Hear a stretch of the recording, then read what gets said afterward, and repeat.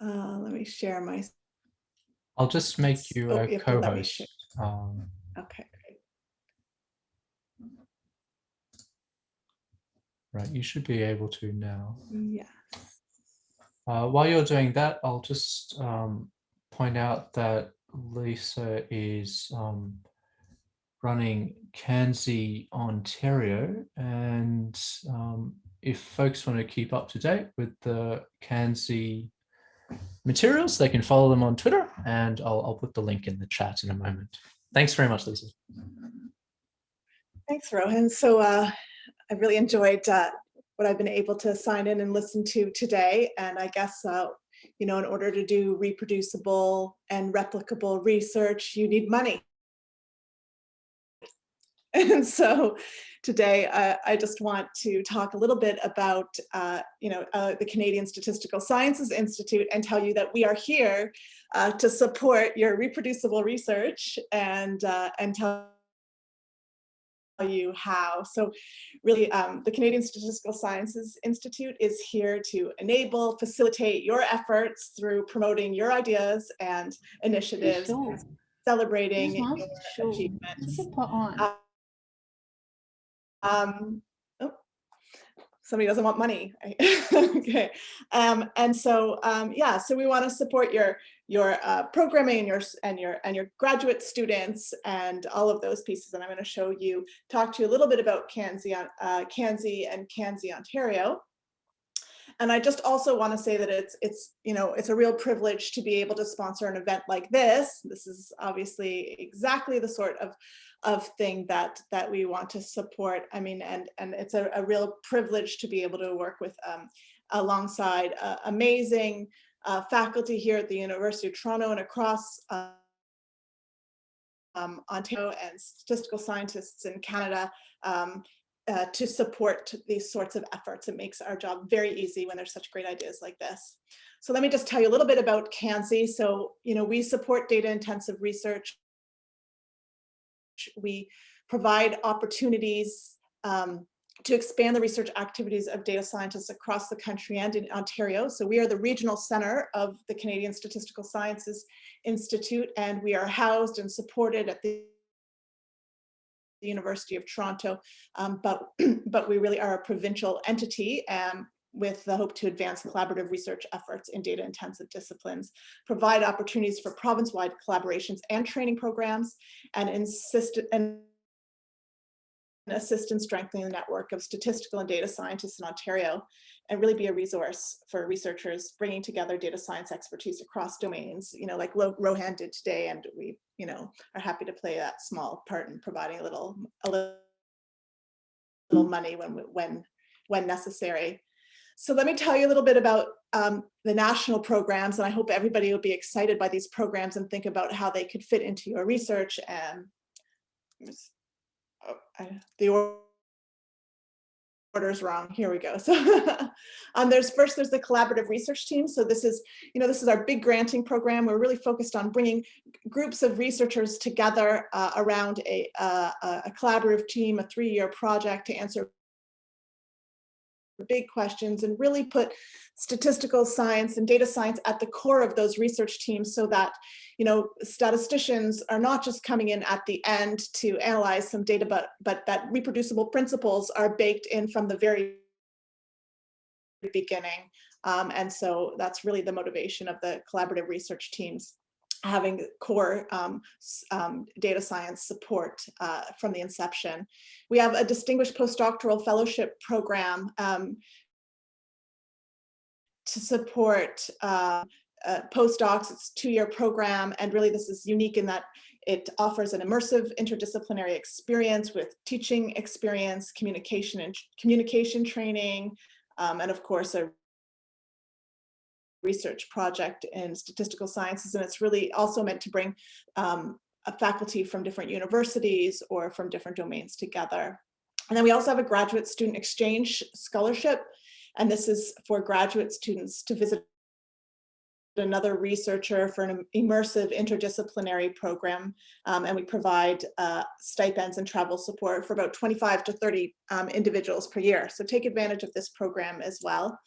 And in terms of CANSSI CANSSI Ontario. So this is money just for trainees and faculty in Ontario. And so, we have discovery awards for new faculty within their first 3 years of work, really focusing on data science and interdisciplinary work. We want to remove all barriers to accessing data. It'd be very difficult for some of your projects today if there was if the data sets are humongous and there's costs associated with accessing them and even computing or storing them. That would certainly make it very difficult to reproduce results. So certainly take advantage of that project, or we can top up your postdocs so that you can attract the best postdocs to work on reproducible science, and of course a workshop or lectureship program that we use today to help support activities here.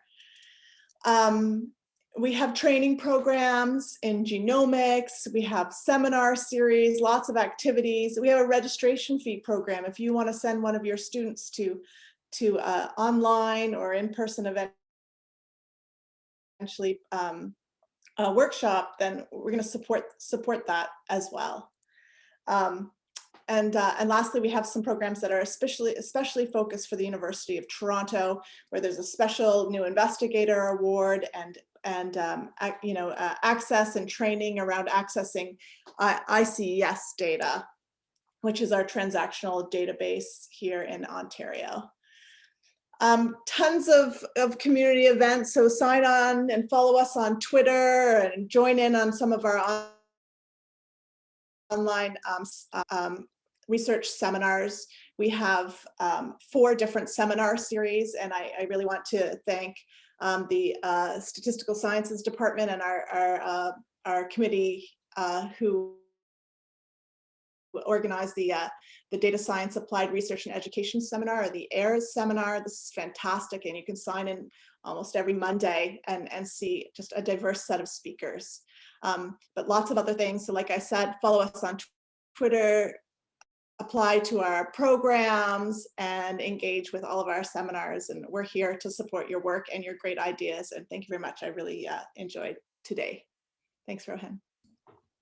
Oh, thanks so much, Lisa. Does anyone have any questions for Lisa?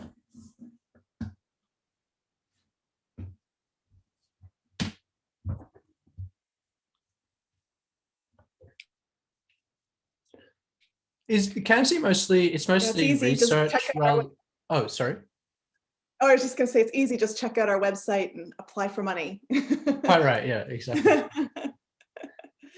Yes, mostly research. Rohan. Mostly research rather than the teaching. Yes. Yeah. No. It's all supposed to support research funding and provide really funding that can remove some of the barriers to access and research for data scientists, like I talked about with the data access grants or computing around big data sets, or these sorts of things that can hopefully that may cause some challenges. So yeah, thanks for letting me tell you all about our programs. No, thanks so much, Lisa. Oh, Raju, would you like to ask? Yeah, so thank you, Lisa, for that. It's hi. Now, actually, I look at this community as a fascinating community, and it's a lot of interesting work that is being done. And I wonder if hand in hand with access to data, maybe CANSSI could turn resources. And I'm just improvising here, but I always think there is more need for developing good, solid statistical packages. So, I mean, people do research, don't necessarily, and for instance, you want your research to be transferred to a package that people use, and make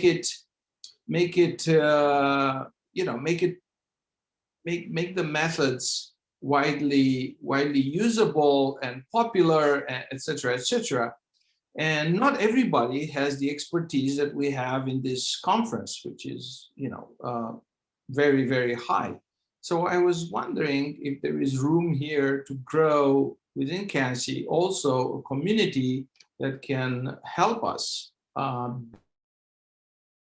build and reach out to other communities. Because realistically, statisticians, they publish their papers, but then who's going to use them? And I think having the ability to turn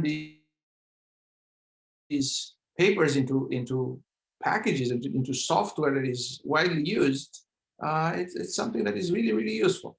Anyway, this is just an idea that was inspired by today's talks and yeah, and your talk, Lisa. So yeah, I'll give you a moment to think, Lisa, and run interference for a moment. But like someone in DOS that does this, DOS is Department of Statistical Sciences, where Radu is chair and Lisa's professor, who does this really well is Silvana. So for instance, she has her actuarial analysis, but then she made an R package out of it.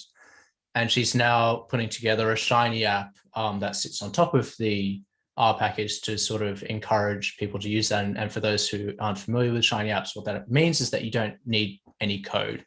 You can drag and drop, you can click buttons, essentially. So I think that, yeah, I think that's a good idea. And I know that she's hiring for people to develop Shiny apps. So she's obviously interested in this. And I had 3 inquiries over the course of like 2 weeks of professors looking to develop Shiny apps to try and increase the reach of their research. So I think you might be onto something. Anyway, I'll stop talking. Lisa.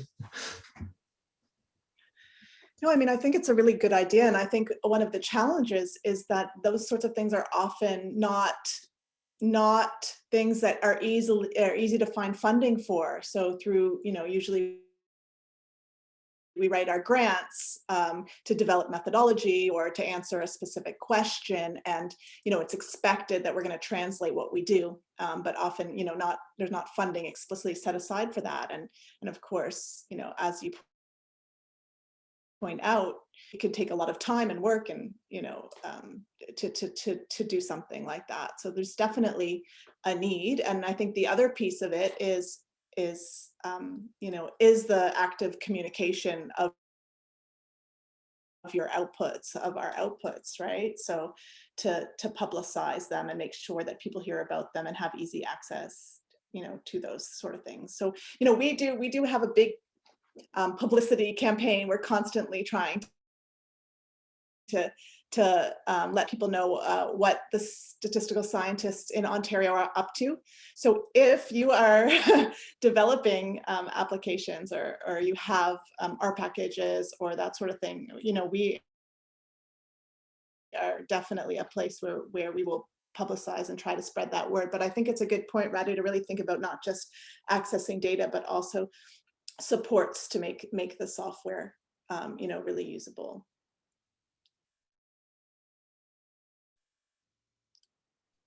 I see Jessica says something. Jesse, do you want to talk about it?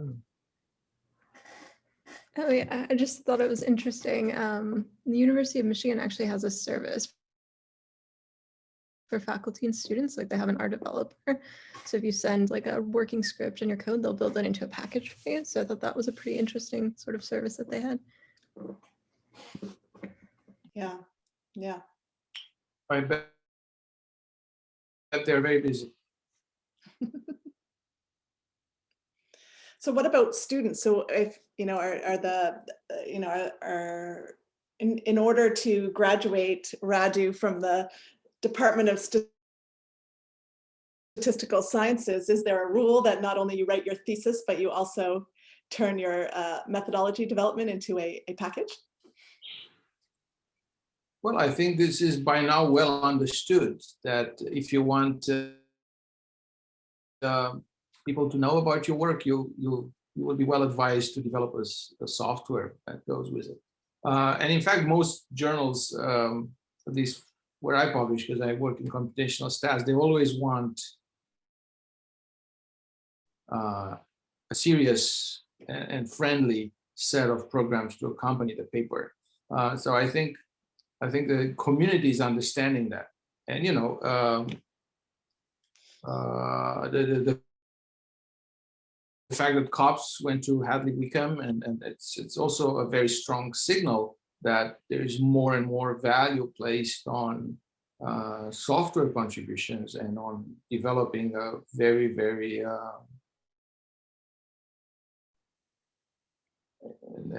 and this is something where you can make a difference. Anyway, so there's a question from Lauren. Yeah, it's a good question.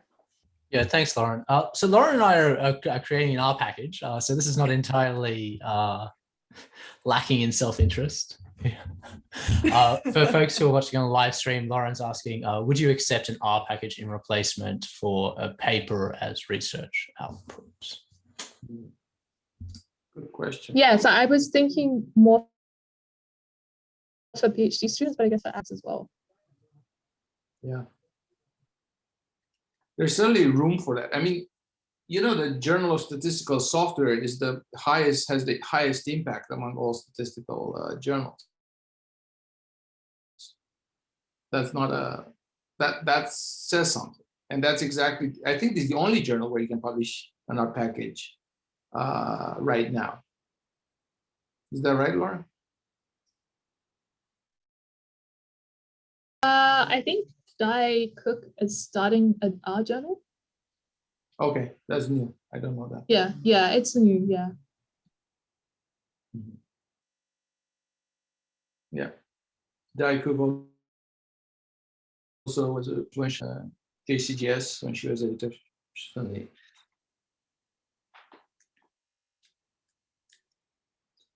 Yeah, certainly there is room for more journals along those lines. I always believe that we don't have enough journals in statistics, so this goes to the same idea. But that's a very long conversation. And it requires some drinks.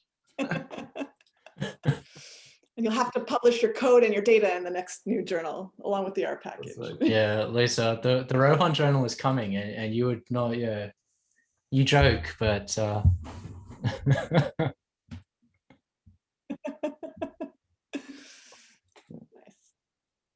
Anyway, looks like this is something that could be the theme for a future workshop. yeah, absolutely. Mm-hmm. Unless anyone else has anything else to add to the conversation, we might close it there for the day.